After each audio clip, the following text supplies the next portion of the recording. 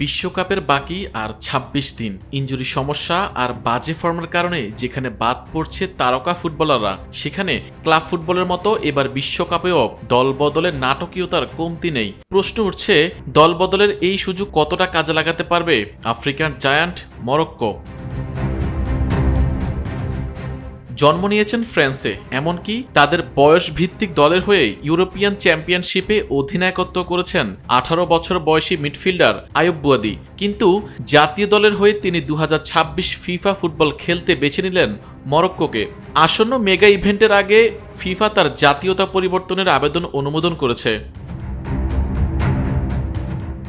Moroccan বংশোদ্ভূত বুয়াদি ফরাসি league ওয়ানের অন্যতম প্রতিভাবান মিডফিল্ডারদের একজন। তাকে নিজেদের জার্সিতে খেলানোর অনুমতি পাওয়া তথ্য জানিয়ে রয়্যাল মরক্কান ফুটবল ফেডারেশন জানিয়েছে। ফিফার প্লেয়ার্স স্ট্যাটাস চেম্বারের কাছ থেকে আসা সিদ্ধান্তে জানা গেছে, বুয়াদির ক্রীড়া জাতীয়তা পরিবর্তনের আবেদন অনুমোদিত হয়েছে। ফলে এখন থেকে মরক্কোর হয়ে সব আন্তর্জাতিক প্রতিযোগিতায় খেলার জন্য তাৎক্ষণিকভাবে যোগ্য বিবেচিত হবেন তিনি। আয়ুব বুয়াদি এর আগে বয়সভিত্তিক পর্যায়ে ফ্রান্সের প্রতিনিধিত্ব করেছেন। সর্বশেষ লুক্সেমবার্গের বিপক্ষে ইউরোপিয়ান চ্যাম্পিয়নশিপ বাছাই পর্বের ম্যাচে ফ্রান্স অনূর্ধ্ব ২১ দলের অধিনায়ক ছিলেন তিনি। তবে বিশ্বকাপে তিনি শেষ পর্যন্ত মরক্কোর হয়েই আন্তর্জাতিক ক্যারিয়ার গড়ার সিদ্ধান্ত নিয়েছেন। লিগ ওয়ানের অন্যতম প্রতিভা হিসেবে ধরা হয় বুয়াদিকে। বয়স ১৮ হলেও লিলের একাদশে নিজেকে প্রায় নিয়মিত করে ফেলেছেন।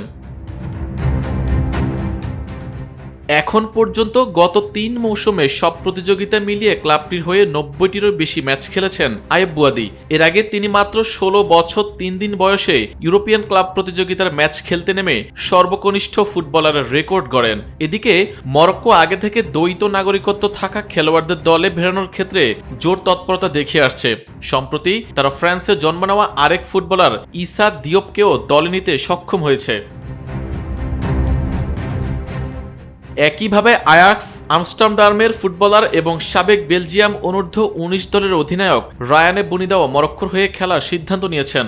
সব মিলিয়ে সর্বশেষ ২০২২ কাতার বিশ্বকাপে চমক দেখানো মরক্কো এবার আরও শক্তিমত্তা নিয়ে ২০২৬ আসরে নামার প্রস্তুতি নিচ্ছে। কয়েকদিনের মাঝেই আশরাফ হাকিমি, ব্রাহিম দিয়াজদের দেশ বিশ্বকাপের জন্য চূড়ান্ত স্কোয়াড ঘোষণা করবে। আগামী ১১ জুন থেকে ১৯ জুলাই পর্যন্ত বিশ্বকাপে ২৩তম আসর বসবে যুক্তরাষ্ট্র, কানাডা ও মেক্সিকোতে। গত আসরে প্রথম আফ্রিকান ও আরব দেশ হিসেবে বিশ্বকাপের সেমিফাইনালে ওঠা মরক্কো এবার গ্রুপ সিতে খেলবে ৫ বারের বিশ্ব চ্যাম্পিয়ন ব্রাজিল, হাইতি এবং স্কটল্যান্ডের সঙ্গে। আরিফুল ইসলাম, নিরপেক্ষ।